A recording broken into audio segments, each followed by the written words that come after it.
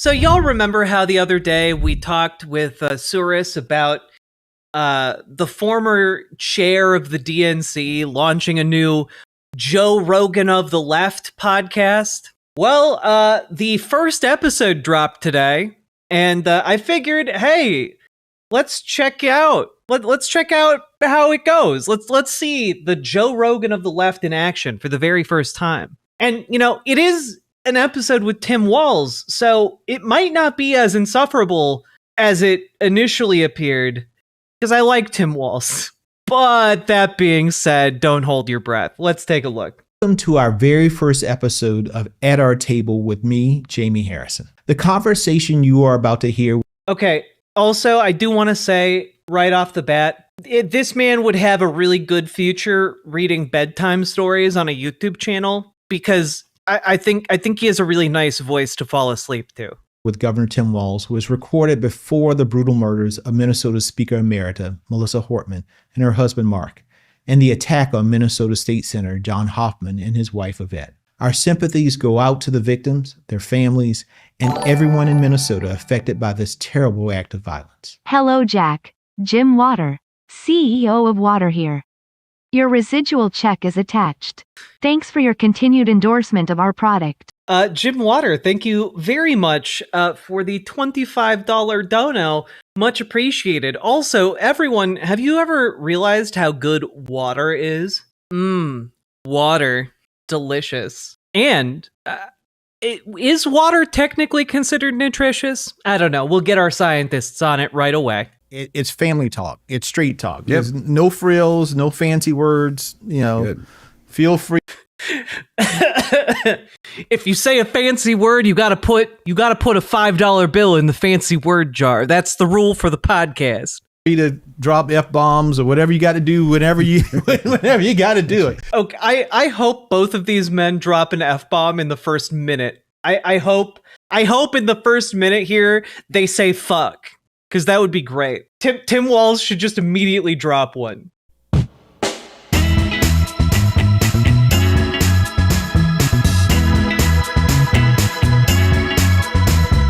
So welcome to At Our Table with Jamie Harrison. Wait, I'm sorry. Was that a spin transition? Oh my God, it was. Welcome to At Our Table with Jamie Harrison. And folks, this is a treat because I am here with a dear friend, someone who I have known since 2006 elections, when he came in with that big wave of Democrats that took back the House of Representatives in that election. I'm here with a guy who was the Democratic Party's vice presidential nominee in 2024. But he is also the amazing governor of the great state of Minnesota. Folks, please welcome to our table. Do you think Jamie Harrison has ever said the word fuck? It's me, fuck? the fucking CEO of Sand. They call me Doug Sand. Eat sand a day keeps the Doug away. Otherwise, forget your kneecaps. I mean, Doug Sand signing off. I really love the recurring bit of different characters financially backing the stream. I love Doug Sand, CEO of Sand. Governor Tim Walz. Not even Sand Enterprises or anything like that. It's just Sand. Well, good to be with you, Jamie. Good to be at this table. Back in South Carolina a little bit. Yes. Feels good. It's good to have you in the Palmetto State. Yeah, it's good to be here. Thanks for having me. But Governor, I want to first start off by just as my friend, I just want to say thank you. Thank you for putting your all into the 2024 election. And I know you, with Vice President Kamala Harris, put everything that you had into it. I miss Peter Niet Russian. I just want to say thank you. Well, I appreciate that. That means a lot, too. I think for all of us, when you get out there, the human side of it, both for Kamala, too, her family, and the goal is to win. That's what you need to do. And we understand the implications of not doing that. But I appreciate on the human side of saying that family's kind of along for that ride, whether they want to or not. Whether they want to or not. And I'm proud of the work we did. Yeah. And I said, I think just that vision of a positive it was Grigor America, Niet Russian, where there was hopefulness, joy. There was, the idea that everybody mattered, that it wasn't about tearing people down. It was about lifting people up. You can say what you want. You need to win. Yep. But so what's the deal? Does he take a table around the country to do these episodes? Why aren't they addressing the table in the room?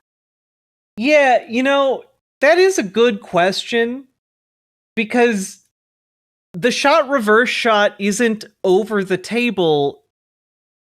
They're both sitting on the same couch.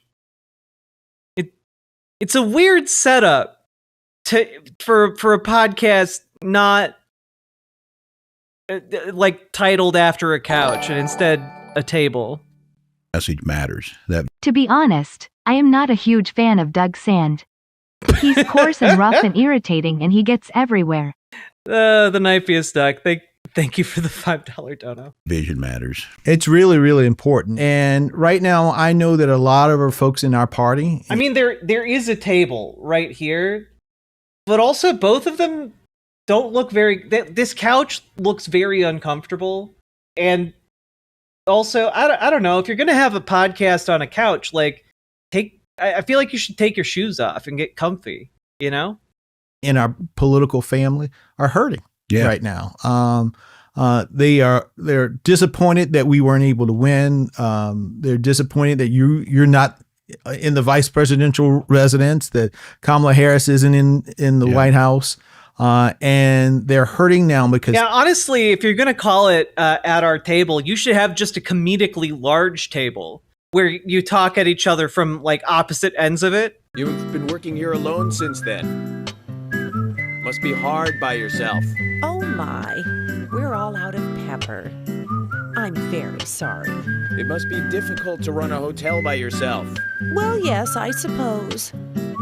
I could just live on my pension. But I have to admit, running a hotel is kind of like a hobby of mine. That's nice. Polly, it might help to hear you better if you could sit a little closer. You know, I think that would be fun. Just like a comically long table, and they're both at the head of the table on either side. They see all of the chaos that Donald Trump and MAGA Republicans are unleashing on the nation. Yeah. What do you say to those people right now? Yeah, well, it's I see it. People are hurting, and you're right, and they poured their heart into it. It wasn't for the lack of folks not working and not having a vision. As we said, Vice President Harris had poured her heart into it, and I think we know you don't win these elections so that you win an election. You win them so you can improve lives. Amen and I think we were all pretty clear, and I think, you know, all the folks tuning in, they knew kind of what was coming, but just the cruelty of this administration right now, just the cruelty. And we've been talking about cruelty and corruption. It's either one or the other every day with these folks. And I think the cruelty is usually aimed at folks who are least able to push back. Yeah. And so I think those folks hurting, no, you're not in it alone. I am, you know, hard to ask people to pick themselves up and come back out into this fight, but nobody's going to ride in and save us. No. And it's not going to get better. And I think for those of us who are in a privileged position or in elected office right now, or are engaged or want to know how they get engaged, there's something very therapeutic. And I also think there's something very noble about this. There's folks that they don't pay attention to politics are getting. You can tell Tim is connected with people to the point it scares the right. Fox News mocks him / cuts him down nearly every day. It's disgusting. Yeah, but also like, and someone noted in one of the chats that like he looks a little bit leaner. I think he is genuinely preparing for a 2028 run. I know a lot of people kind of counted him out after 2024, but he's not going to be very old in 2028, and I can very much see him running on a ticket with an exciting like vice presidential candidate. And just slammed by this. There's you know, single moms that are going to have a hard time with snap cuts. You know, there's my mom on. Yeah, I assumed this was going to be like a kitchen table situation, Thelly, but nope. Security wondering what's going to happen. You get it that they're there. So I think the response to that is what you're feeling. It is scary. And I don't think we do any favors by telling people it's not. Yep. But I do think there's a responsibility for us to tell us, all right, what's the plan to get out of this? Yeah. What's the plan to do something? Well, and I think that goes to where do you think the Democratic Party is right now? And, you know, Governor, Tim Walz is like 61 years old, but like in politics, that's crazy young. You know, like Donald Trump is almost 80. Like he's like months away, not about a year away from being 80 years old. I was talking with folks on my team the other day, and I said, you know, I got 2 young kids at home, 10 and 6, and we watch a lot of Winnie the Pooh. And who are these doofuses? This is Jamie Harrison. He was the former head of the DNC. Very prominent Democratic figure. In Winnie the Pooh, Democrats are a donkey, but we are sure as hell are Eeyore most of the time. Yeah. It is a woe is me party, and everything is dark and dim. And the Republicans remind me of Tigger. Tigger will fuck everything up. I mean, he will just mess it all up. Oh my God, he did it. He dropped a fuck in the first episode. I didn't think he had it in him. Genuinely thought we would never hear the word fuck uttered on this program. But also, it's really weird to choose to drop it when you're talking about Winnie the Pooh. Like, that's such a... That's when you're dropping your fuck? You had a fuck to give, and that's where you gave it? Up, but never take any ownership of it. Yeah. Like, still hopeful and joyful and bouncing around and messing other things up. Like, how do we get out of being Eeyore, right? I never thought of that analogy, but it is pretty apt.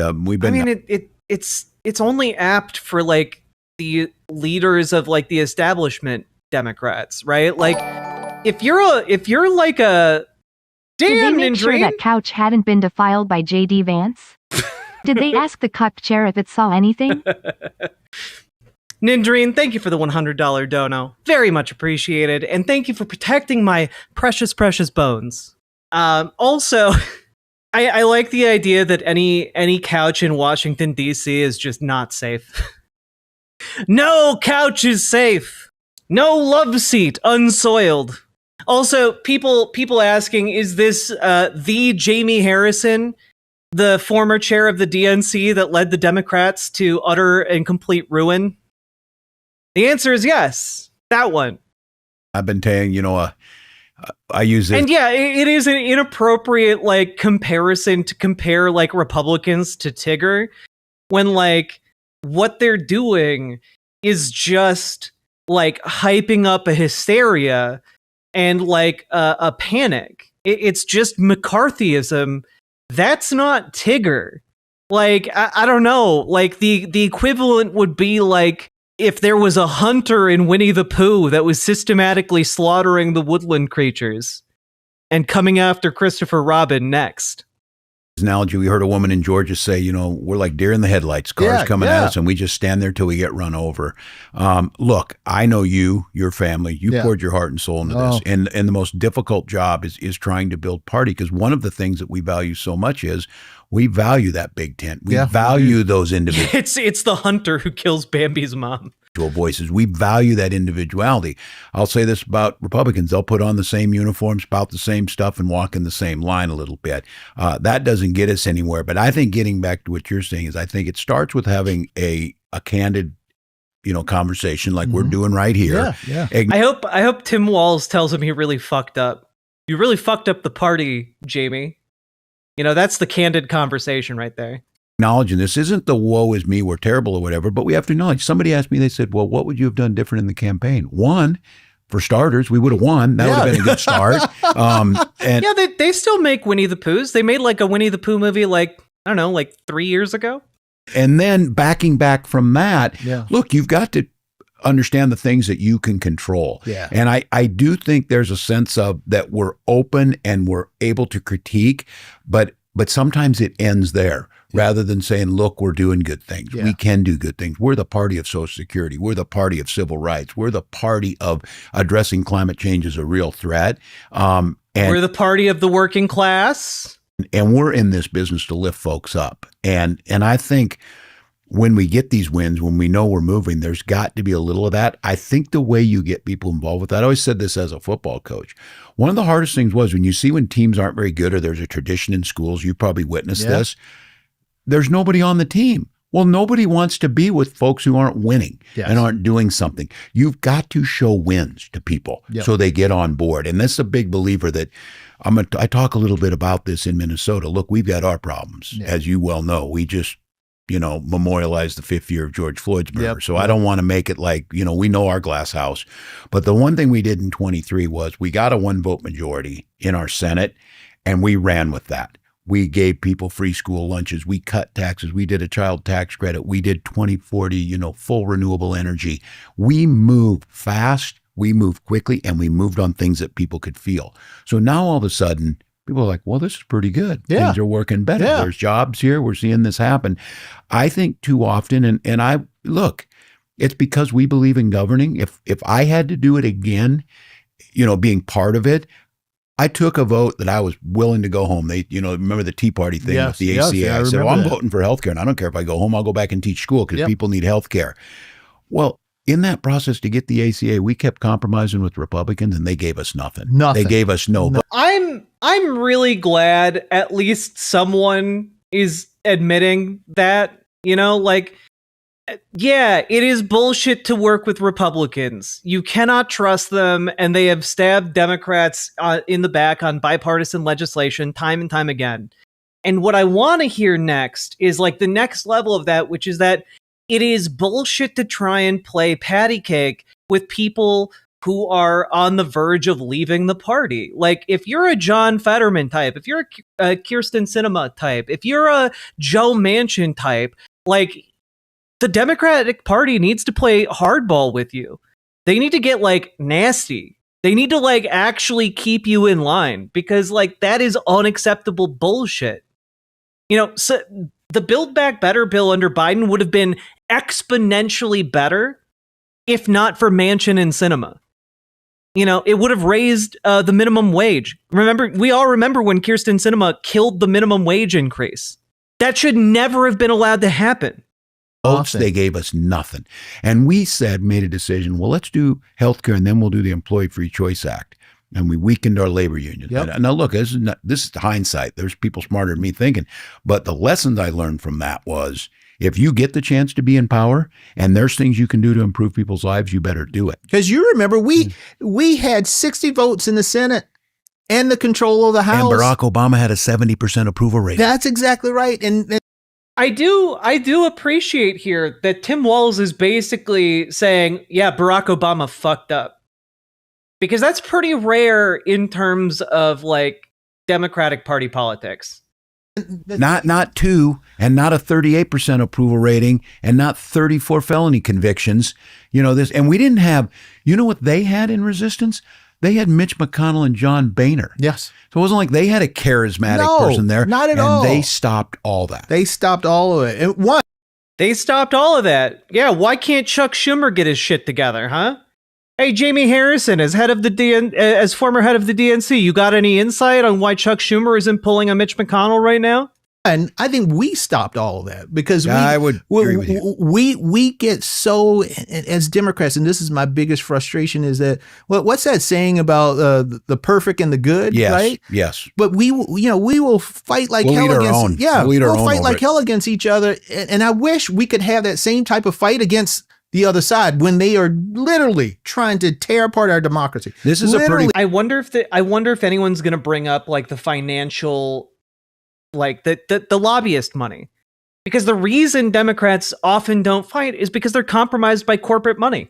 So I hope that gets brought up here. Profound point I'm not certain. Look, if I knew how to get there, I'd have been part of the team that won, but we didn't. But I do think what I'm feeling out there amongst people now is that sentiment. Look, and I think this is me. I don't think you can let Trump off the hook on one thing. No. Where people say, well, he's just trying to distract you. Well, it's civil rights, so I think we better pay attention to that. But we can also pay attention that he hasn't done a damn thing about prices. He hasn't done a damn thing about, the economy. He hasn't done any of that. We have to figure out how to simultaneously hold him accountable, flood the zone with that, but then come up with policies like this. I said, when we come back again, we better fix healthcare where people don't have to deal with insurance companies and fight with them. Because look, I am a sucker for potential presidential run in 2028 on Medicare for all. I am a sucker for that idea, and I want it really badly. I'm proud that we have protections for pre-existing conditions, but what good's it do you if you can't get in or your hospital's closed? Amen to that. Doesn't do anything. And that's so important. As we reflect back, part of my reflection is I've been looking at 2024 and particularly right around the time of what I call the switch, right? That event that we had in Philadelphia. Yeah. when you were just announced, you got on a plane from Minnesota to fly to Philly to be for the first time with the vice president on that stage. And I 100% agree with you, Ienzo. Like when anyone's talking about letting Donald Trump off the hook, like Donald Trump and every single evil fascist in this administration needs to be prosecuted. And like they need to be held to account in more than just like a finger wavy bullshit kind of way. Like people need to go to jail. You know, like there needs to be an accounting here, because the groundswell of organizing power I'm seeing on the ground from each and every one of you, from all of the people who turn out to, you know, Good Trouble Lives On, from all of the people who turned out to No Kings, from all the people who are working together with Indivisible. I went to an organizing event for people who want to organize in their local communities the other day, and like over 130,000 people were trying to get into the Zoom call. That does not happen when people aren't angry as fuck. And there needs to be, for like to maintain like the fabric of our country, there needs to be a reckoning with what they have done and the harm they have inflicted and the people who are going to die. There needs to be a reckoning for all of that damage. Walked into that arena. I came up from DC, took the train up, and walked into that arena. And it was so loud that my watch, you know, the Apple has a decibel thing. Yeah. It was so loud because there was so much energy in there. There's so much joy. And when you got up there, you brought this humor and strength and energy. And I was like, I know we are going to win, because it felt like 2008. It actually felt even more than 2008. I think so too. And we had all of that. And then we went to Michigan, and we had, you remember that Michigan was like that, the airplane. Yeah, genuinely, I don't care about the circumstances of like, if Trump and Vance try and pardon everyone, I don't give a shit. I genuinely don't give a shit. There needs to be like a special tribunal assembled to hold these people accountable. They're like, we tried to like let a bunch of these people off the hook, and it literally just doubled down and worsened the situation for all of us. Obviously I'd never been along on these, but I've been in politics long enough, and I think you too. Like, look, if you're in this business long enough, you don't get to pretend like things are okay if they're not. Yeah, you're seeing data, you're feeling it, and there's something about the vibe that's there that's real. And I've been through races that I've won by 35, and I've been through races I won by 1.5. Yeah, you know how this goes. This had a different feel. Like there was an energy and a positive. The convention. Yeah. I mean, Jim Clyburn called me up I've never seen anything the like week after the convention. He said, Jamie, I've been to every convention since the late 1960s. He said, I don't want you to get a big head. I was like, boss, I already got one. He said, but that was the best convention I've ever been to. Yeah, it was the best convention because it was about what our politics could be. Felt like a family reunion. It felt like a family reunion. And the people who came out, and it wasn't just about us celebrities here, celebrities there. It was about people feeling like they had a say in this, like they could be different, like we can chart our own future. Well, my question, Governor, is though we had all of that unique energy, and I felt like you were loose. I felt the VP was loose in a way. Just as an FYI, if you guys don't know Jamie Harrison's history, he got his start basically working for Jim Clyburn, right? One of the major power brokers in South Carolina. And then he went on to become a lobbyist for the Podesta Group, essentially like lobbying on behalf of companies like Berkshire Hathaway and Wells Fargo and like Walmart and casinos and the pharmaceutical companies. Like, this guy I find him particularly grotesque. But what's interesting to me about this is that he was also the DNC chair from, I believe, 2017 until 2024. Yeah.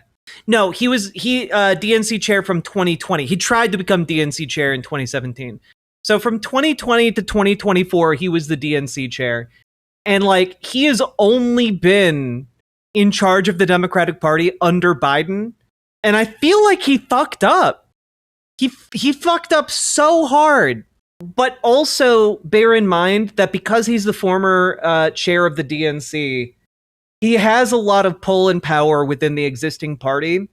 So Tim Walz being on his show, that's interesting to me. That she normally isn't, right? Like, because she's she's very regimented, but she's very sharp. Like she's straight to the point. But there was that joy was so. What happened? So I mean, there's people got to tell the story. Yeah, I mean, when people talk about like, oh, they told Tim Walz to stop saying things are weird. We're talking like the consultants around Kamala Harris, and we're talking about people like Jamie Harrison. And they're going to tell it from different angles, but you're right about this. Speaking of the vice president, I knew the vice president. She was the vice president. It was a privilege to be with her, but I got to know her a little bit. And I tell the story, one of the first times I was with her and her husband, it was my wife and I, and we went into a school in Savannah, Georgia, and we were driving down the little roads to get to Savannah. It's kind of out there. Yeah. You're not just in Atlanta, and little kids on the side of the road with signs or whatever, and you could feel it. And she didn't, and she was very careful not to embrace the cultural moment of what she was in. But I remember speaking about how loose she was and how good she was. We went in there and the band was playing, the cheerleaders were there, and the football team was in the back. And then we were going to do some, kind of take some questions from the kids or whatever. And just out of the blue, the vice president says, "Oh yeah, I was a band kid." I'm like, "What? You got to tell people you're when you're a band kid, you're a band kid." You're a band and I kid. said, as a teacher, well, I know could tell when she was down here in the drum line. Yeah, you knew could see she was the band kids. The band kids were, relating to her, and it was that very personal thing. And I just think we're going to have to try and understand. And this is, I don't have the answer, and I may be on the wrong thing. What Donald Trump does so well is identify issues with people. He doesn't do a damn thing to fix them, and then he exploits them, and then he turns it into fear, and he takes up a massive amount of bandwidth. And I think one of the things is when we had the bandwidth focused on us, the first announcement, because there was nothing else, they were reeling. They didn't know how to get in the news. They were, and honestly, you should have kept calling them weird, Tim. Keep calling them weird. Keep making little jokes about how JD Vance fucks couches. You would have sailed in. They felt like we were picking on them, calling them weird. Y'all remember? Do you all remember when he made a joke about that on stage and got a roar of applause and cheers and laughter? That's the kind of energy you need to fight someone like Trump. Call them strange. They were kind of spiraling a little bit. And then we went into the convention, which I will say has never been better organized, never been more energy. The roll call states is legendary. So all that happened, and it was us, wall to wall, every podcast, every TV station, whatever. And then they came back again and started to fill the space. And, look, I'm not a critique of modern media or whatever, but this desire to create a horse race. Yeah. Because I kind of felt coming out of Chicago, this might be Secretariat's win. She hit full stride and it was going and it came back. So I don't know if we have quite figured out the modern media tempo mode. I don't know. Well, my question is, was that the mark in which the consultants took over? And because I almost feel I'm a little upset. It's you were the chair of the DNC, Jamie. Whether or not the consultants stepped in at that point in the camp. That. I feel like what we saw originally, even the behind the scenes of you and her chatting for the first time and all that, was so natural, was so human, and it was so the two of you. And then I almost felt like we came out of the convention and the consultants and the campaign staff and all took over, because the joy that you were bringing, I didn't see that Tim Walz as much. Well, you know what, folks who are in community. The joy, i.e. the smackdowns. Communication and media, they want to control the message. Yes. And there's a reason for that. And I said, look, I'm on this. I'm glad this is a podcast. We can do whatever. I'll drop. One thing that I appreciate, if Tim Walz does run again in 2028, I know that he's kind of saying stuff along the lines of I wasn't quite used to the media tempo or whatever. I think this guy knows exactly what happened. He's not stupid. But I think that it was his first time being in a national political spotlight, and he listened to consultants, and I don't think he's going to make that mistake again if he runs. The F-bomb, or I'll speak out, and then after I say something, I'm like, maybe I'm not right about that, and correct it. Well, you do that now, they're so worried, and you see this with the Republicans. Oh my God, I mean, I can't imagine what they would do if Jesus tried to run for office here. They would just destroy him. Yeah. Because you don't have a chance. And look, the campaign needs to be run by people who were higher up. My job was to help win this thing. I didn't get that part done. I do think if there's a lesson to be learned for Democrats, and I've always believed this, that the authenticity and the true passion you have, if people know, do you really care whether my kids eat or not? Because you say it, but do you really care? Do you really care? Do you really care that I can form a union, or do you know that the unions help finance your campaign type of thing? And I think, watching that and watching, like I said, one thing that I think he is aware of is who he's talking to. So like, he didn't say Medicare for all earlier. He's not talking about the working class in clear terms. But he's talking about, you need healthcare where you don't have to deal with an insurance company.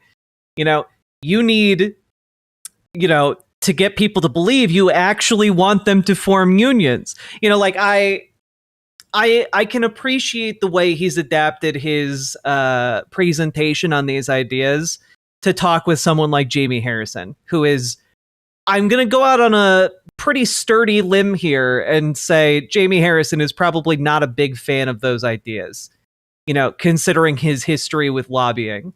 The vice president, or one that was never on camera or anything. Because look, I'm still freaking out. I'm on the bus with my picture on the side and the vice president of the United States. And it's her husband and me and just a couple people. And we're getting ready to get out. I think this was somewhere up in Pennsylvania.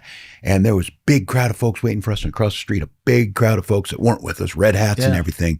And no one's in there. No one's got a camera or anything. And I'm looking over there and, me being probably saying something smart ass, and she turned around, she said, Tim, never forget, we're in this to work just as hard for them as on that side of the street as this side of the street, and turned around and walked out. Those are. So Rat Negative, I'm not interpreting this as Jamie Harrison coming at Tim Walz. I'm interpreting this because not many people, I'm gonna guess not many people are gonna watch or listen to this podcast. But the people who do are going to be, the folks who act as kingmakers for the Democratic Party. And my guess here is that this is essentially a trial for a handful of people to essentially like test the waters to see if they can consolidate the political power behind themselves to run for president. I'm guessing that is what some of these appearances are going to be, and that's how I kind of read Tim Walz being on this. I think he's continuing to test the water a bit more seriously here. Oh, the proximity to Jamie Harrison is tarnishing his image. That is fair. But also, I think it's a savvy move if you're trying to angle to be president. Like, he's the governor of Minnesota. He can't pretend at being an outsider to politics. The stuff that people make up or try and say, she really felt it. And I don't know if we are always hamstrung to a certain degree, because we believe in the institutions. We believe in democracy. We do believe that the other side is not our enemies, that Donald Trump has painted that into. And I don't know how difficult that is, because I think out of this, and if it's consultants making it, whatever, when it's too formulaic, it doesn't feel like your passion's in it to fight. Exactly right. And I keep using this line. People tell, I don't even like Trump. And I don't know if he's right, but I do believe he's fighting to get this. And I'm like, what in the world? And that, I'm not sure they think that about us. No. So you've seen this, how these big. Yeah. I also agree that like Republican politicians are our enemies. But I think if you're someone who is trying to run to be president of the United States, you generally can't say that about the electorate. Big campaigns work. Yep. And somebody's got to be in charge. Somebody's got to structure it. And I said my job was to do nothing to hurt the vice president and to try and do the ticket. And that's the way.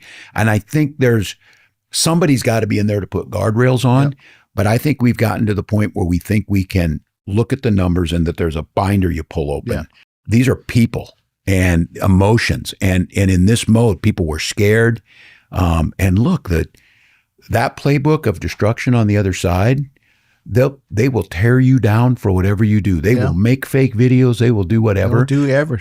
And I'm not sure we know the way to respond to that is just, I mean, head on. And we don't do it as much. No, we don't do it as much. And I think because we are so buttoned up and because we are so cautious, and sometimes because we don't want to make mistakes, but we're human. Yeah. Humans well, make it's the mistakes. football analogy of this was, and this was what I said. You just, in any race, I've said this, you can't play to not lose. It's the prevent defenses. Everybody uses it. It's always loses. It's not a cliche. It changes your hunger. It changes your attitude. It changes how you punch. I even find it with me. When I start getting into it or I start feeling defensive, I'm back on my heels. Yeah. My speech is not as powerful. And then all of a sudden, the thing that starts to fade away there is you look like you're indecisive a little bit. And more importantly, you look like you're not in it for folks. Well, and I agree wholeheartedly on that. The prevent defense mindset that some folks in our party have, which is we just got to name names, run out the clock. Like just run out the clock. We're gonna win this. We just got to. Don't you think that you name names? Say Chuck Schumer's name. I know you're talking about him. Say it. Did this because I know you believed in this because there's no place I'd go in the country where you weren't at. I think Ken Martin follows in the way you see this. And I say it that, the first person I heard really articulate it, and I wasn't even in politics at the time, was Howard Dean, that we got to play everywhere. We got to be in 50 states. And I think what happens is you start buttoning it down. You start saying, look, I know every damn road in 7 states. Yeah.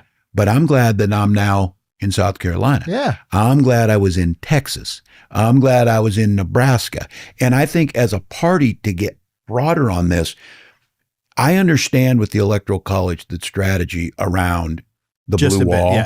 But when you start doing that, and again, I mean, the whole discussion, and it's better, maybe 90 days is not time to do it.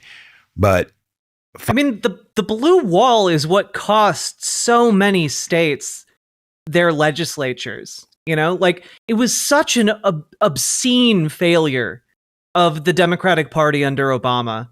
It's genuinely shocking. Everyone involved with that should have been excommunicated. 500 days that we have before the next midterms is plenty of time to start thinking about winning congressional seats in South Carolina. There you go. And in Indiana. We have to stop shrinking the battlefield. We shrink the battlefield. We have no other options. And then you're basically, you get... What's the blue wall? It's the prioritization of certain states for democratic operations. So basically saying, oh, that's a solidly red state. We're not going to invest any of the party's funds in trying to win over local or state level seats in the government. Instead, we're just going to focus on, shoring up support within already solidly blue states and, focus on the swing states. It's basically what cost so many seats. It's why Obama lost like a record number of state legislature seats while he was in power, A 1 or 2 point lead, and you play prevent to hold on to it. And we didn't want to say anything. And once it starts slipping away, how do you come back? Yeah. And it seems like we're Democrats. We're the ones that always shrink the field. Republicans don't. I mean, think about it. They do not. They were running a Senate campaign in Maryland, and they picked a good candidate that they thought was good, and they were running a competitive race. Blue man. I mean, I think, okay, here's what I think is going to happen with Tim Walz if he manages to make it to the primary and he does actually throw his hat into the race. I think what's going to happen is he's going to play the good cop to a vice president who is going to be like the bad cop, kind of like he's going to be the level-headed, kind, reasonable one who comes across as like, he's got a plan. He's going to do X, Y, Z. You kind of know what you're going to get, right? And he's going to have an attack dog VP candidate, and who that might be, I don't know. But I've been thinking a Walz AOC ticket would be incredibly strong. And I don't know if that's what it's going to be, but like I honestly, if Bernie has given us so much, and if it was a Bernie Walz ticket, that could also work, or a Bernie AOC ticket, I think that could also work. But like, dude's too old to run again. He barely had it in him to run last time. We need to let him rest and pick up his standard. Maryland. But then people say, well, go to Nebraska and run a Democrat. Well, no need to spend any money there. Don't need. No. 4 points. Yes. Yeah. You go into Nebraska.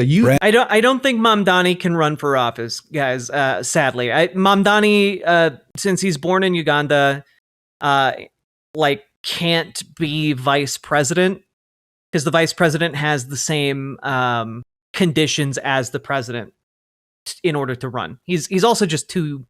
I mean, I guess by the time it's 2028, he wouldn't be too young.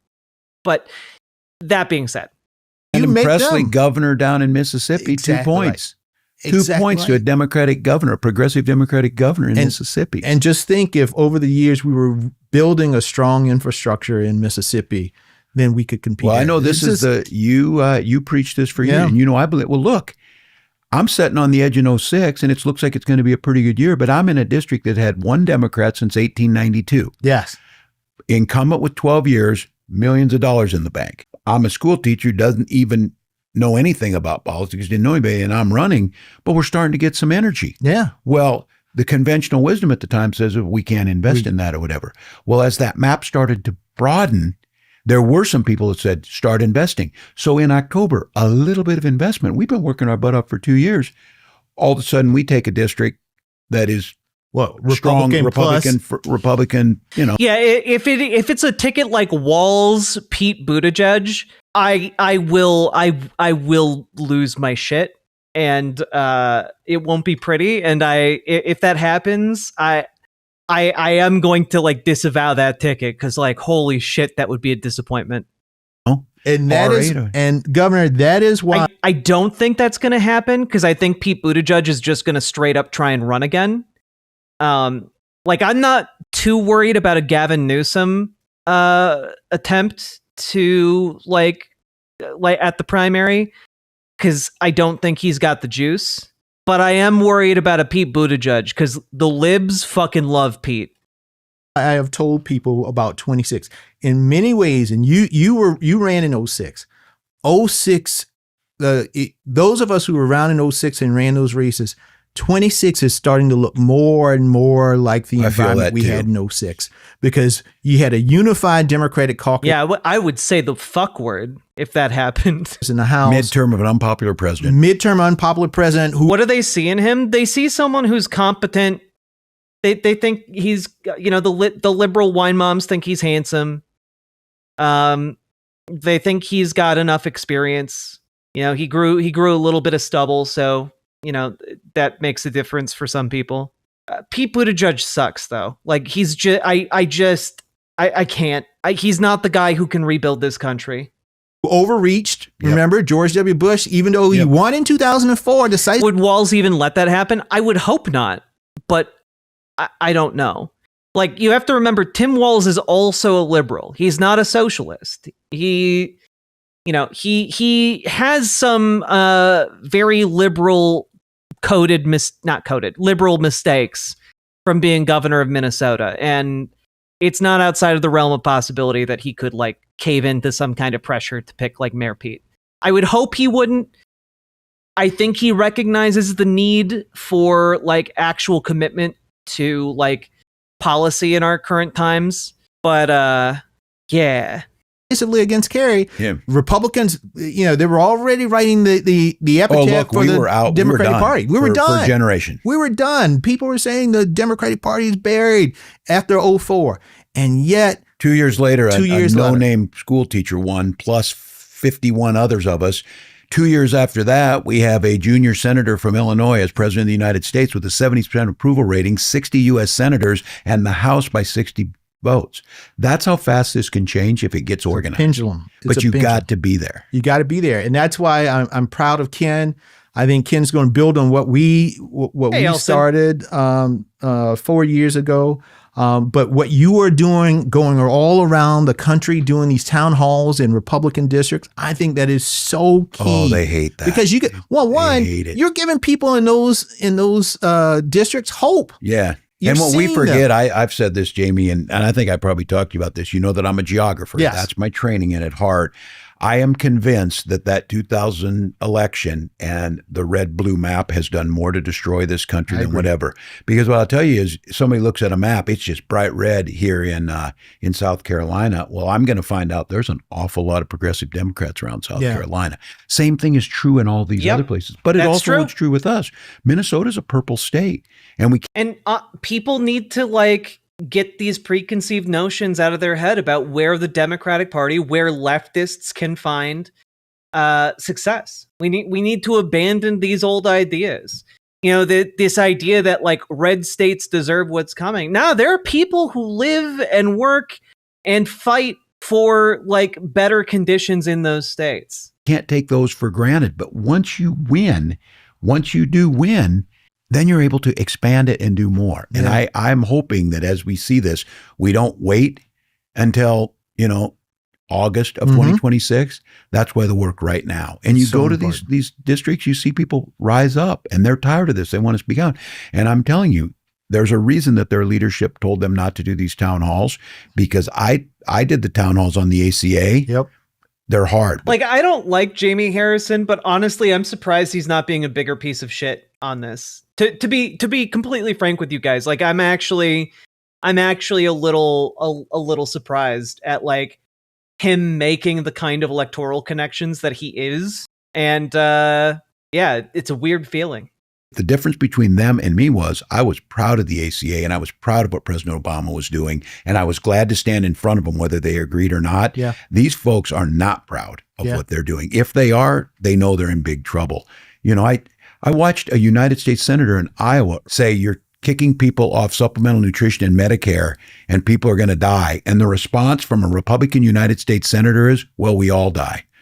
I would just note, you will not hear the last of that. And we have to be ruthless in repeating that over and over. Yes. Senator Ernst, you will be hearing about this. Yes. And the doubling down of saying that, President Trump's doing something about it isn't going to get there. Because I'm telling you, Iowa will elect someone else. Oh, Iowa has. They will. They will. And there's, you saw glimmers of hope in Iowa just in this last election, 2024, competitive House races in 2 of their districts. The special elections that have come since then. Yeah. That we've won Senate seats down there that went for Donald Trump by 26 points. I sincerely hope that Joni Ernst's comments haunt her until the day she dies. I genuinely hope. She doesn't deserve a moment's peace for saying something like that. The Democrats won. Even in a place like Minnesota, we had a special election. I think this is instructive of this energy you're feeling, comparing it to 06. We had a special election for an open Senate seat in Minneapolis, probably one of the bluest districts in the country, state Senate seat. And it was a midterm, whatever. Well, Minnesota has very high first or second voter turnout always. But special elections in off years tend to be down. Yeah. That special election, which the Democrat was going to win by 40 points, even if they were dead, they were going to win by 40 points. It was a given, had the highest turnout for a special election in our state's history. People, the outcome was already determined, but people needed to channel their energy. This is where the Democratic Party needs to be bold, needs to go to these places, needs to invite them in. You were mentioning that the Republicans know this. I remember in last fall, people scoffing at Donald Trump going to California and going to New York. Yeah. He was running up the rate on the popular vote, knowing that it had a huge psychological impact if he could win the popular vote.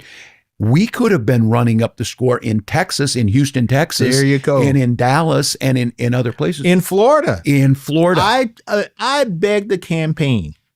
I literally begged the campaign. Because I went down to Florida probably my team will say about 4 or 5 times in the last few months that we need to go to Florida. Why do we need to go to Florida? Yes, it's going to be local candidates too. To help local candidates. It's a hard state, but you also have to understand that there's certain states that are influence states. Yeah. Florida and Texas, particularly in the Latino community. Yes. Right? Similar reason why South Carolina is important is a first in the South. There's a statistic that says 90% of African Americans in this country that were born in this country can trace at least one ancestor to South Carolina. Why is that? It's because 40% of enslaved people came to this country through the port of Charleston. Yeah. And many folks in New York and in Ohio and in Chicago all have relatives. Many of them spent their summers here with their grandmama and their grandpa, right here in South Carolina. Yeah. And so, yes, it may be a red state now, but the influence that it has on the community, those communities, the Black community. Well, Texas and Florida has that same type of influence over the Latino community, right? Because they are the gateways for the Latinos coming into this country. Yeah. And those folks come into Florida, come into Texas, they have many of their relatives there, and then they go to other parts of the country. Yeah. And so when you don't compete there, millions. I mean, I think he's making a valid point insofar as the traditional thought over the last 20-ish years in the Democratic Party is, don't waste your time going to a solid red state or a solid red district because you're wasting your time. Focus on the swing states, focus on that. Except that what has become more apparent is that these people are essentially abandoning a base of support that is important. There are workers in these states. There are workers in every state. Working folks are everywhere, and those folks have different connections, right? They have different connections in different areas of the country. I think it's worth pointing that out, that a lot of Black people have connections back to South Carolina. I think that's worth keeping in mind, but I think it is also worth pointing out that we need a shift fundamentally in Democratic strategy so that people and candidates and influencers actually show up to those states rather than going, fuck Florida, fuck South Carolina. They voted for this. This is what they get. There needs to be a bit of a shift in perspective as well as a shift in actual deployment of political resources. And I think that's what he's talking about here. And I agree with that. What's necessary is what they are talking about, a 50-state strategy where the Democratic Party no longer is just holing up behind their traditional bases of support and doubling, tripling, quadrupling down on that, but is instead blitzing in every single state with a message that can appeal to all people. And I think that is actually really important and the path forward for politics in general. Am I okay? Yeah, I'm all right. Just stressed. I got a lot of things to do. Moving's hard.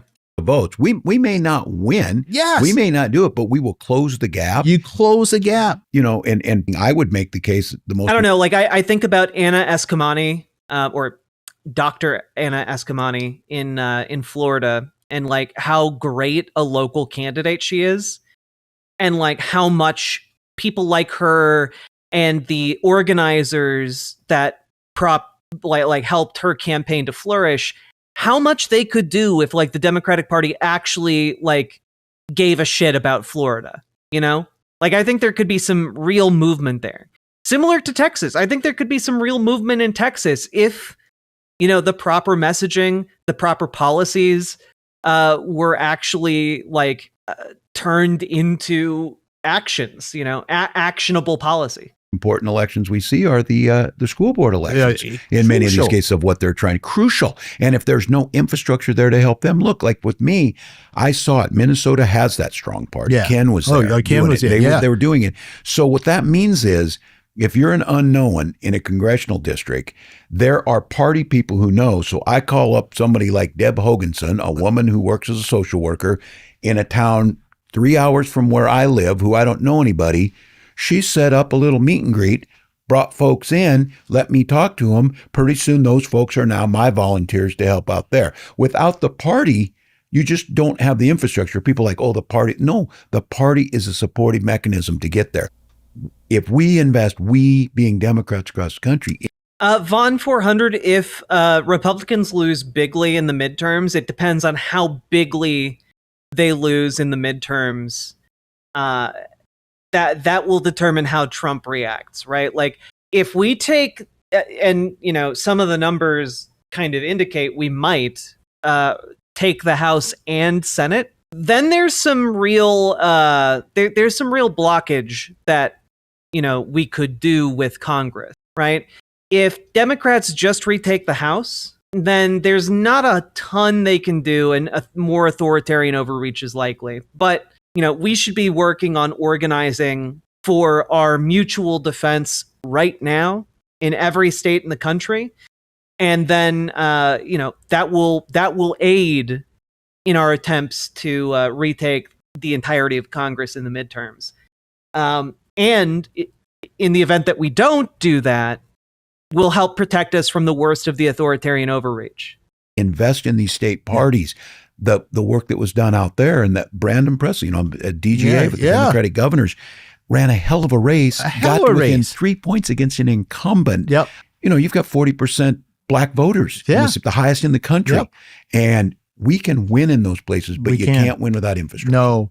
And I know that you all at the DGA put some money in that. We put some money in the DNC, but it's almost a little it takes time to build that infrastructure. Dan from the internet, thank you very much for the raid. Welcome, folks. We're taking a look at Jamie Harrison's new show, and I'm honestly weirdly surprised that he seems to be in favor of shifting tactics, which is nice. I still don't consider him an ally by any stretch of the imagination, but it's interesting at the very least. I know a lot of people are finding this boring, but genuinely, the bar I came into this expecting, what I was expecting when I came into this was my expectations were so fucking low. They were basically in hell. So the fact that we're I don't know, in some kind of limbo dimension is a pleasant surprise. Also, for the raiders who are just joining, here is a link to a petition. There's a local company here in Minnesota is trying to undercut IATSE union workers and impose worse pay conditions, etc. We need more people to fill out this petition. There's I think we need 100, maybe 200 more signatures. And if everyone in this watching right now filled it out, we'd have all the signatures we need. Just saying. So with that being said, here we go. On the ground, the Deb Hogansons. That's exactly that right. Need to be out there, and they're out there. Those people are out there. They're totally out there, but they are on their own in a lot of cases. Let me ask you a question about you're going to these town halls. One of the hot topics right now in politics is about the engagement of men, particularly in the Democratic Party. Okay, this I'm interested in, but also this is admittedly really boring content. I'm sorry, I can't jazz it up. Sometimes we got to eat our carrots and peas. But we will talk about Jeffrey Epstein after this. Right? And we saw that there was a shift in this election in terms of Democrats losing men, particularly not only white men, and we've always had, or at least in recent history, have the issue with white men, but younger white men, younger Latino men, younger African American men, we have slipped there. Yeah. In some of these town halls, have you seen some of those folks come to your town halls and tell me about some of the conversations you've had recently about that? Yeah, they have. And I think, again, I've got a young one. My son was able to vote as an 18-year-old, and I asked him about his take is, especially young white men, is he said, Dad, a lot of them aren't about the policies. Mm-hmm. They're about the thrill and the excitement, and Trump brings the circus type of thing, and that type of acknowledgement. Now, I think I would make the case there's a lot of toxicity in that. I think there's the Andrew Tates, there's some of that kind of stuff that gets in there. But there is a realization for us that I'm not talking about us being, bred in circuses and entertaining, but we got to be something for them. And making the case that I think you can separate asking, as we never should shy away from equity and making sure things are there. But genuinely, when young men say it's Trump brings the sauce, it's just a lot of young men are attracted to projections of power. That's it, right? If you have a Democrat up there, beating their chest, yelling, making accusations that they can substantiate about conservative, young men will gravitate towards that. If you can bring some heat and thunder to your presentation as a political candidate, young men, young women, people in general, they gravitate to that.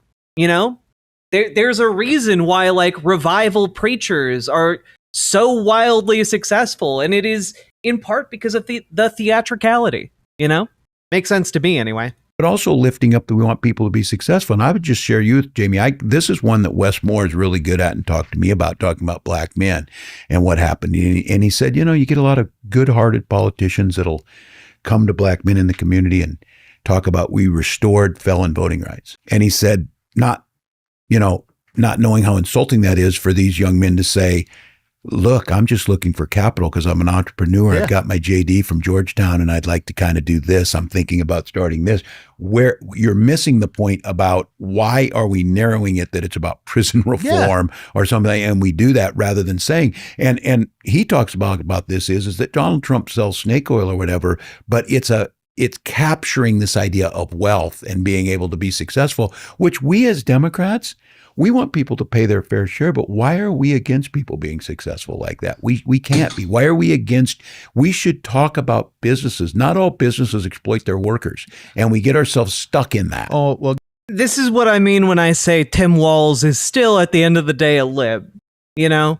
That being said, I think there's something to recognize when we're talking about, like, you're running to be a candidate for president, you're running to be in charge of any different part of our society, that there are going to be people in the business community who are going to want, like, support. And there are going to be, like, those mom and pop businesses. They're going to be, like, the small local comic book store, you know? Like, and I think a lot of us instinctively recoil from that, but people want to know that it's going to be okay if they start a business and, like, they become successful. I guess there's a limit that there, we reached the Overton window limit on Tim Walz. Now, if he was a class trader kind of lib, I can get behind that. I mean, he's not even a class trader kind of lib. Dude literally worked as a teacher for like 40 years. I understand his animosity, especially as a bumfuck nowhere Midwesterner, but I think it's important not to overlook the fact that in a lot of this country, it's 60-40 split, not 90-10-1. The over Tim window. And Governor, I think we lose that. Listen, I've gone head to head with a bunch of folks who are so judgmental about what you do. In the end of the day, if you're not breaking any laws and you're just like Tim, understand like where Tim Walz came from. Like, he's a union man. He was a union teacher for, like, again, decades. And that's his background. He's very pro-union. He's very pro-worker, but he's also not anti, like, people getting wealthy. I think he might be classified as, like, anti-billionaire. I think he's probably safe to say he's against that, but I don't think he has any problem with people being successful in life and business and being millionaires, just providing for your family. Yeah. You know what?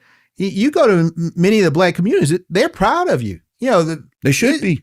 Because you are doing what. Yeah, also, like, understand that part of the reason he was so successful in Minnesota is because, like, farther left elements of Minnesota pushed him farther left. And, like, yeah, he's a lib who can read a room. He's a lib who's on a basic level in favor of, like, workers organizing for better conditions and pay, but, like, he's not inherently anti-capital. Well, you're doing well for your family. You're living the American dream. But you guys, which, by the way, is a damn sight better than most of the libs we have. So, I'll take it. Some folks, if you work for certain companies, yes, if you don't do something, then it is judgment. I get to the point and I tell some of these people, well, hell, then you pay my student loans. Yes. Like, if you are so concerned about how I make my money, yes, if you are so concerned about the job that I take, then I want you to also be equally concerned about helping to take care of my grandma. I think with young people, that is, especially young men, and especially maybe with Hispanic and Black, that's saying, look, I'm working my ass off. Exactly. And right. I want to be successful and I want to buy that car. Yes. And you can do that and give back to your community and do this. You can do all of those things. So I don't think we lift up that model. And again, the Democratic Party makes your chance at business success so much better. Economy does better when Democrats do better. You know that. Yes. And it's both, from the training to the investment in infrastructure to all of the things that do that. Like, ultimately, I'm fine if this is the vehicle we have to build, like, to rebuild our society in the aftermath of the Trump administration. I'm fine with this being like the starting spot, like the starting place. But this is also a mentality I would hope we would grow beyond as we continue to improve things afterward. We should embrace being the party of pro-business. Yeah, a step one situation. I've been watching your streams for a while now, so I felt bad for not donating. Hopefully this helps you, dear. Well, People hugging Black Heart. Thank you so goddamn much for the $50 dono. That is incredibly generous of you. Thank you so much, Cassidy. Appreciate you very much. And thanks for speaking out even as a lurker. Much love to all the lurkers out there. We're just simply talking about all businesses. What we don't want is monopolies. No, we don't want corruption. We don't want the folks that are preying on the communities that are the bad actors. But we have this reputation that the business community is somewhat hands off from us. And look, business community is finding right now how bad a businessman Donald Trump is, crapping on the economy, tariffs, back and forth, threatening businesses. We're going to talk about this at some point later on in the stream, but for a segment that is upcoming, I did some research into a guy named Omar Fateh. I'm probably mispronouncing his last name, sorry.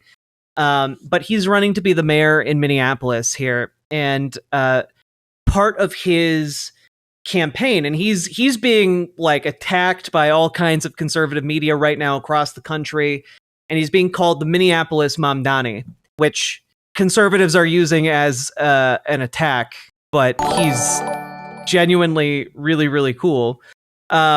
It's what a great nickname. Also, Lawrence, thank you for being a member. Love the positivity this early in the morning. Always. Much love from Germany. Much love from America. Yeah, it's intended as an insult, depraved ambiance. But I looked into, I went to his website and just wanted to know more about his policies, right? And first of all, his campaign website should be the gold standard for campaign websites, because dude has all kinds of ideas on how to improve the city for better, right?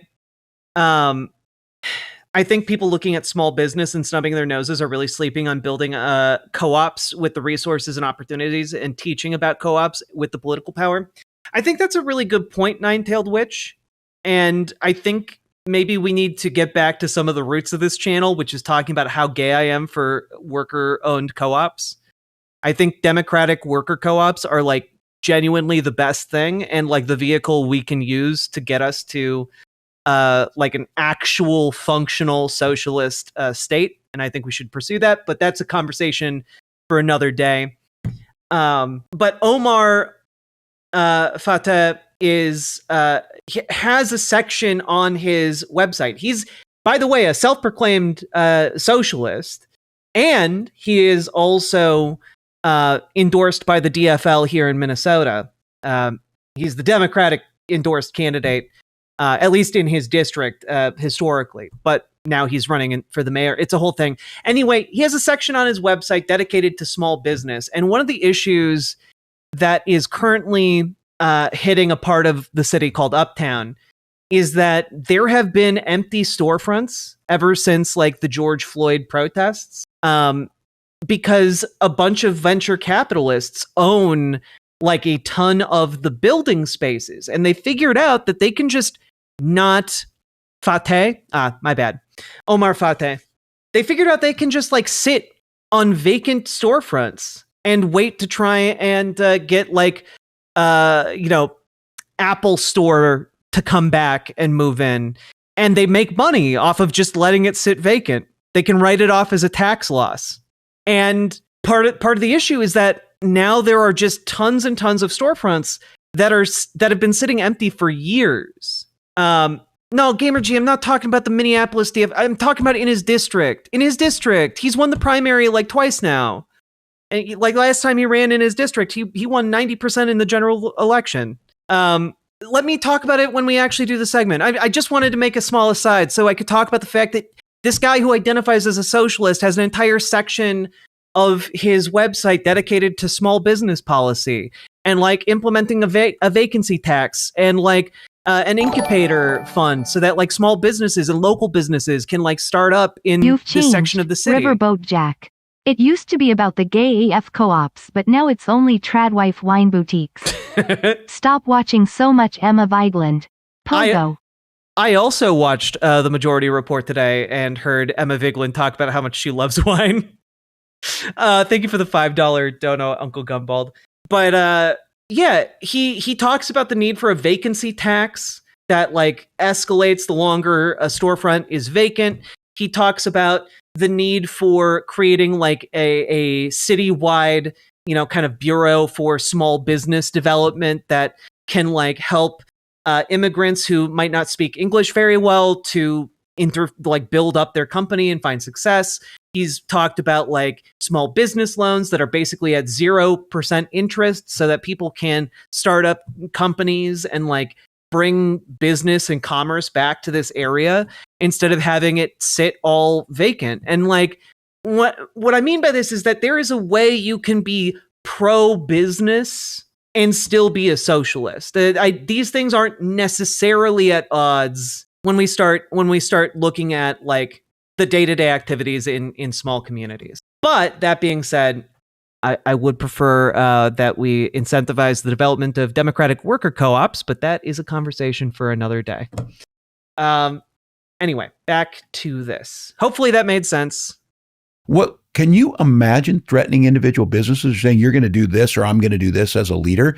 If you're in the business community, shame on you for supporting this guy still. Yeah. Well, listen, business and trade and like markets are not synonymous with capitalism. That 100% correct. My thing I often tell people is that I want workers to get as much as they can. But if a worker works at a company that isn't doing well, they ain't going to get... Wait, if all due respect, if you're from Germany, why care about U.S. politics? I'm not from Germany. I was talking about Minneapolis. I'm from Minnesota.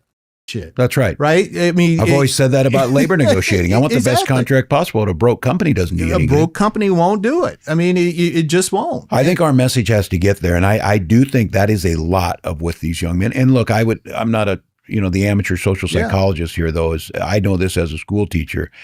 Social media in our modern world has made isolated people more. And there's this idea of wanting to belong. And I always knew this. I wanted to get kids involved. I didn't care. Yeah, Das Riverboat. If they were working on the school play in the band or playing on the football team, I liked them all. What I cared about is they were involved in something.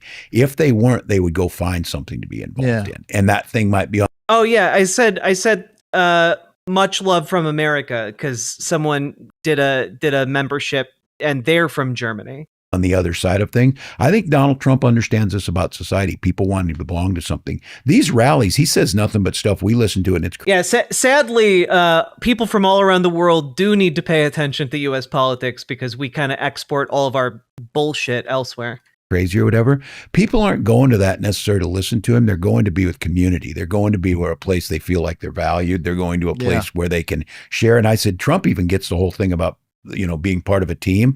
Give them the same hat, the same slogans and stuff like that. It's maddening to us. For a while there in August, I think we were giving them that place to go. You gave it to them in Chicago. You gave them something. And then we just kind of quit. We did.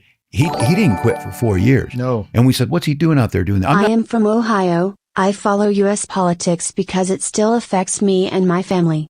Hell yeah, Lawrence. Thank you for the $5 super chat. I'm not saying that rallies are going to win this thing, but it's community. That's what these town halls are doing. That's what podcasts are doing. So important. We don't have the infrastructure to keep people engaged. And we expect all of a sudden they're going to show up in November because we're telling them, look, this Project 2025 is going to screw your family. Yeah. It's going to screw this country. You need to get out and vote. And they're like, I don't know. You guys aren't very exciting. And so...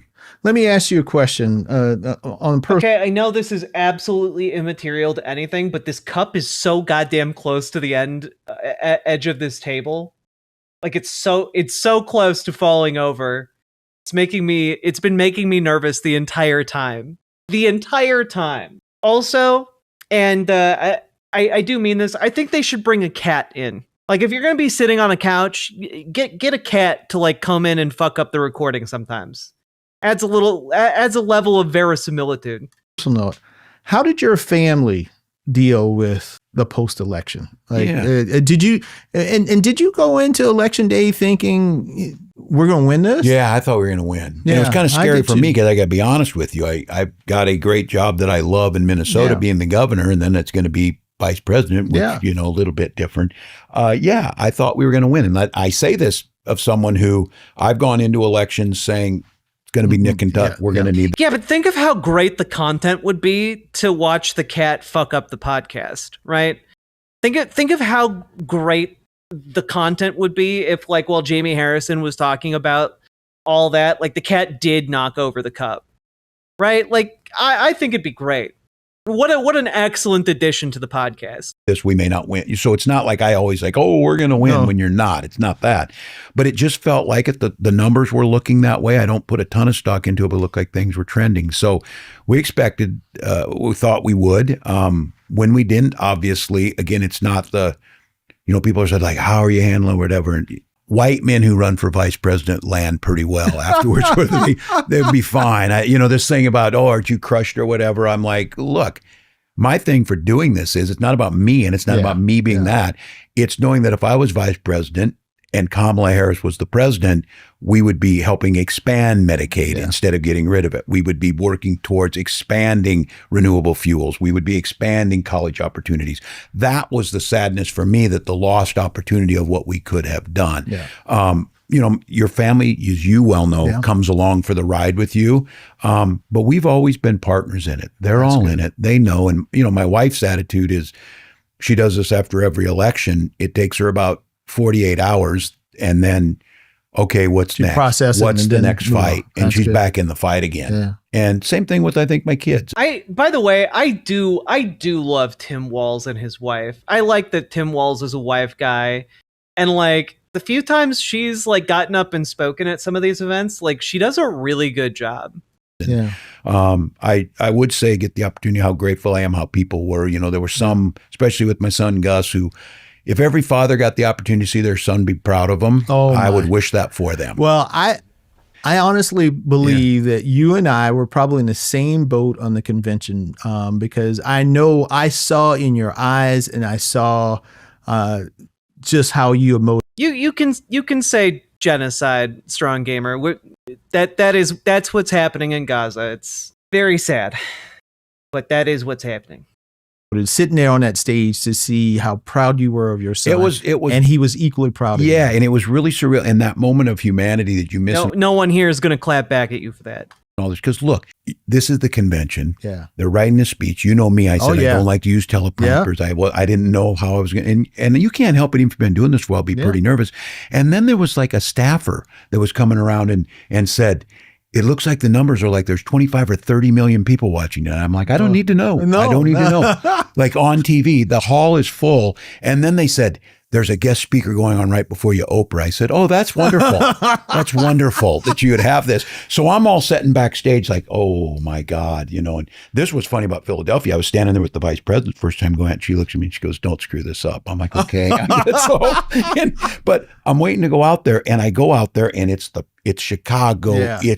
What I find, one of the things I find interesting about this, and I find a few things interesting here, but Tim Walz, when he does like these town halls in red states, he kind of has like he's developed like a stock kind of like set of things to talk about, and he's outside of that familiar territory here. And I find that interesting. I find it interesting to see him in a different setting with a different set of talking points.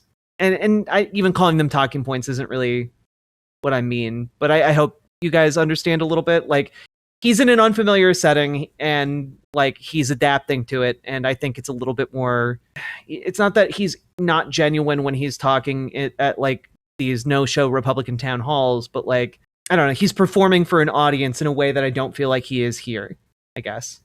Like, he's aware of who he's talking to, and he's talking to Jamie Harrison. And I think he's curating his message for the Jamie Harrisons of the world here. It's the arena. It's all the stuff. And this is a very important speech to give. And I look down and I see that. And everything just kind of melted away. Yeah. they had surprised me. I'd never seen those football players. Yes, and I saw them in the back. So Good night, this was the other Ashley. thing about the convention. It was the human side of it. This wasn't just a fake production. That whole team put that together, brought those kids from that 25 years ago state championship football team, grown men now, came wearing their jerseys, and I had no idea they were coming. So the moment I walked on stage, that's the first thing I see. And then I look down and see Gus, and I'm like, damn, this is why we're in this. Yeah. So I said, just the genius of the people who put that convention together was, it put me in the moment to give that. That wasn't a speech. That was talking about what we believe in. You were speaking from your... Wait, watercolor skies, I'm not sure what you mean when you're saying that Tim Walz got rid of Medicaid for undocumented folks. I'm not sure what you mean by that.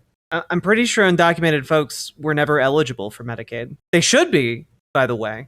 Hard. Yeah. I can tell you the moment for me, the greatest moment of my life at this point was being on the stage with my boys giving the Pledge of Allegiance. Yeah. To open up the convention. And I mean, I walked off stage and I broke down into the ugly cry. I mean, it was just, the emotion was overwhelming. There was so much goodwill from people. And look, these are political people too. Yeah. Just to go, if you're going to go and spend a weekend and your money and go to Chicago and be part of this. But there was just a sense, and that's why I said of wrapping around. So you asked how the family handled all this. I said, I think just the goodness of America. Yeah. Like, look, there's the ugly stuff. There's some of the commentators, that go, but when I think that like where Zoran Mamdani hits on like a fundamental working like folk message that rings true across all of America from every corner to the other. I think Tim Walz has learned how to communicate this. I don't know, like salt of the earth style politics. That's very different from the Mamdani brand, and it's much more subdued, maybe even passive aggressive. But like I think it resonates with a lot of people in a different way than Mamdani does. And honestly, like, yeah, they're the two types of dad, exactly. Vast majority of people, and my favorite thing on the campaign was I would see people with signs that said, "I'm voting for Gus's dad," and they would hold those up, or "Love like Gus," and I'm like, okay, that's good. Well, listen, one of the things that right now is a big talk about the president and the vice president. What is your assessment? Like, if you had to write the looking at history in terms of the Biden-Harris administration, what's your assessment of the Biden-Harris administration? Yeah, the competency of doing what I think, history will be clear. Those of us who aren't biased where they're at, and I don't think I am on this, I'm just where things were at, pulling us through COVID, which was life and death. Yeah, the change from Trump bungling it to getting the support we needed, keeping people alive, and then bringing us all the way basically to the soft landing that every economist and every other country in the world said wasn't possible, whether it's Japan, Great Britain, Germany, didn't matter. And they did it with the grace and dignity, and did it against a backdrop. Oh, yeah. Okay. So it's not Medicaid that undocumented immigrants were made ineligible for. It's Minnesota Care, which is kind of like a similar thing just in Minnesota. And about 15,000 people were kicked off of that. And it's utter and complete bullshit.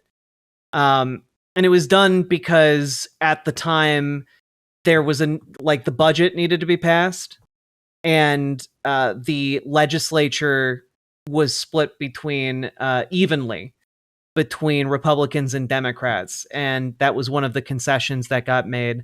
While undocumented children are still eligible for the program, undocumented adults aren't. And it's utter and complete bullshit. And the second Democrats have more power, they should add that back in. Of a January 6th coup, the corruption of a Trump administration and them constantly being there and did that. So look, I know there's the books being written and all of this or whatever. You can debate all of that. But why do Republicans hate immigrants so much? Because they're useful scapegoats. People from elsewhere who Republicans have never met can just be like, Republicans can just say, oh, those people you don't know who are from someplace else, yeah, they're bad and they're stealing from you. And because the Republican base is just like, oh, well, we've never met them, so that must be true. Like, it's easier to fearmonger against someone you don't know, you know?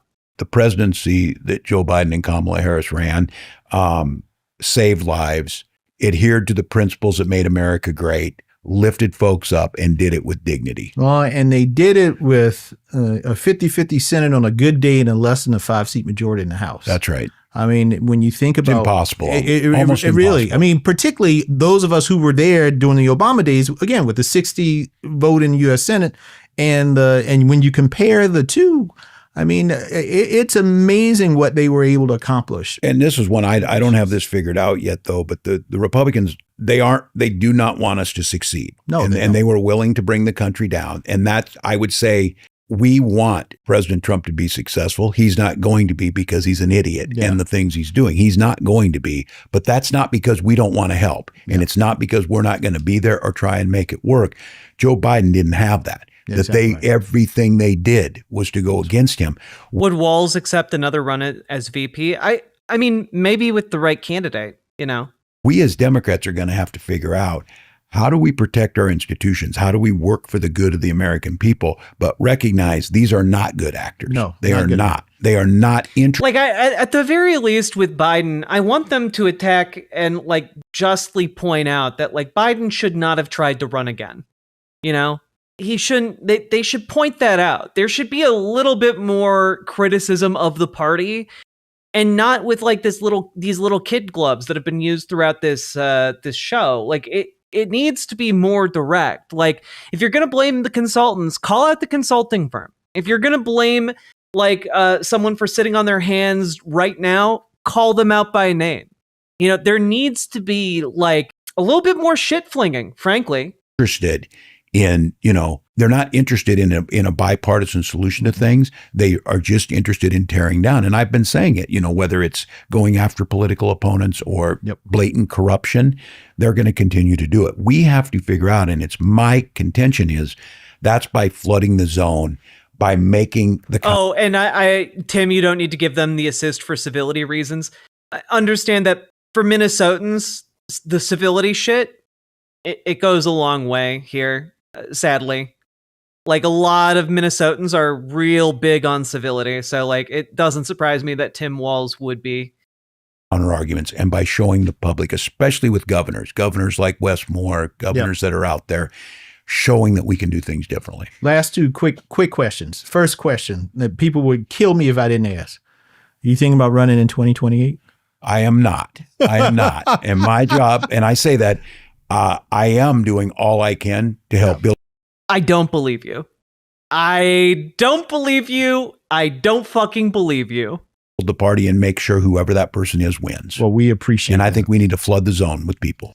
What are the qualities that you think we need in the 2028? Our nominee needs to have in 2028. We need someone who can clearly articulate as simply as possible in the moment a vision that is the true part of what America is. And don't listen to other people. Have it come from the heart. Like, I do think that a decent tactic for a guy like Tim Walz is being like, well, I didn't intend to run, but you know what? People started telling me there was a need for someone like me to run in this race. Like, I think there is a possibility of something like that happening.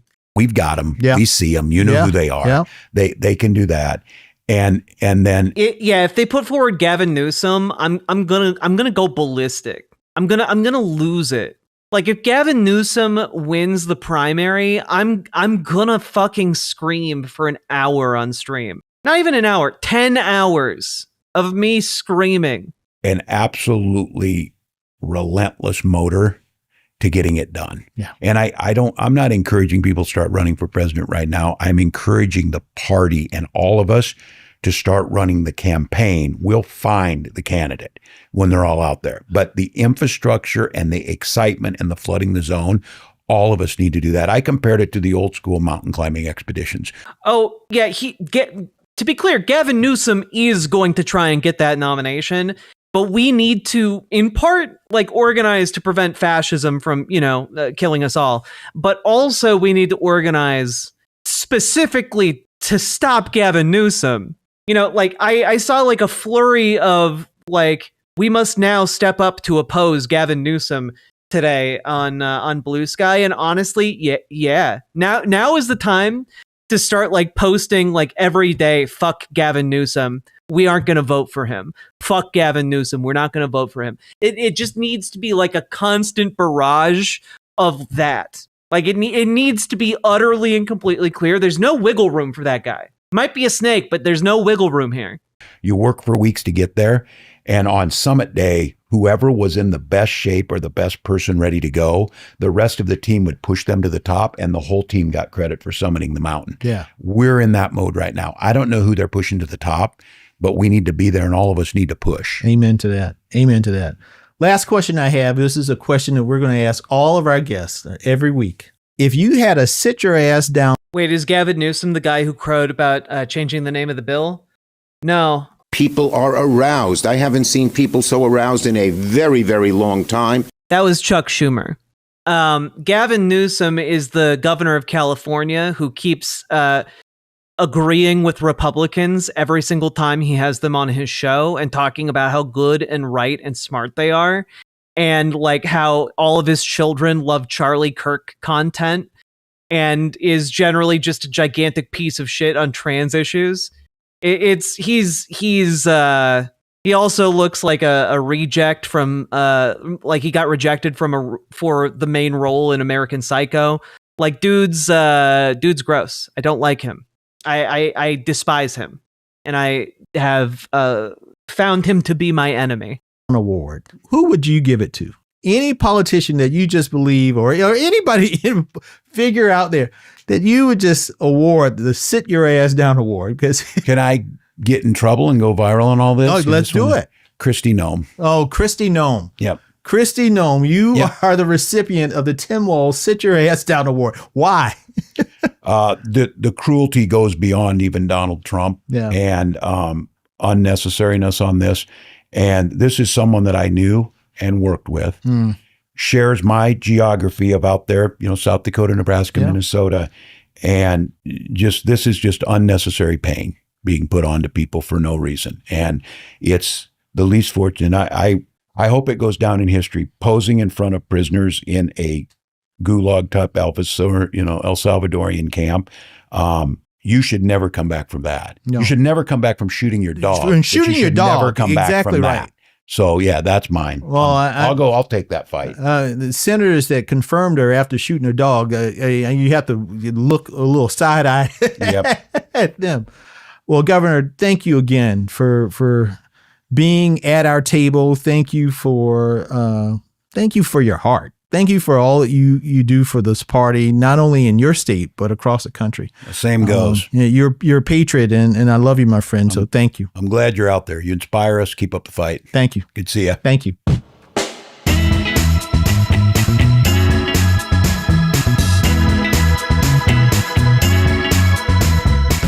I can't help but note that this is absolutely not the setup for the podcast. If you enjoyed today's show, please be sure to like, subscribe, and share. Follow us on Apple Podcasts, Pixel Plus, YouTube, Spotify, or anywhere you find your podcasts. To be the first to know who will be at our table next, be sure to subscribe. I know it's not what it says, but it does look like he has a sign that says "come" behind him, and that does please me. To our Substack on atourtablepodcast.com. At Our Table with Jamie Harrison is a production of Vision Blue Media. Our founding executive producers are Jason Hayter and Jamie Harrison. Our producers are Kyle Kelly and Emily Harrell. Our content consultants are Ernie Grigg and Clay Middleton. Our digital communication... I have to say, I wasn't expecting him to personally read off the credits of the podcast. ...are led by Celie Riccio. Neil Rossini of FWRV LLP provides production legal. Wade Sellers, Kyle Kelly, Jay Matheson, Jeremy Dickerson, and Adrian Williams are our field production team. Alana Davis is our intern. Title sequence by Tom Hunt. Our theme song, Blonde Gone, is written by Dewey and published by Alibi Music Library. Special thanks to Crystal Spain, Jay Parmalee, and the South Carolina Democratic Party. Very special thanks to Governor Tim Walz and his team. Tune in next week for our second episode, where I sit down with Hunter Biden. And I say fuck about another children's property. I'm Jamie Harrison, and I look forward to another conversation at our table. I look forward to not thinking about this again until someone obscene goes on this show. Well, that was interesting, at least. I feel like a lot of the Democratic establishment is still trying to feel out what the next moves are. And it's interesting to see some of the thought processes and conversations taking place in public on that. Made so much sense that a DNC head made it, right? It does feel like that. It has the feel. Hunter Biden is a wild choice for episode 2. Is he going to take his dick out? You know, Jamie Harrison did say anything is on the table. Like, you know, they can say fuck now. Maybe there's going to be full frontal nudity. Who knows? You know, maybe we're going to see some real boundary breaking here. I don't know. Riverboat Jack is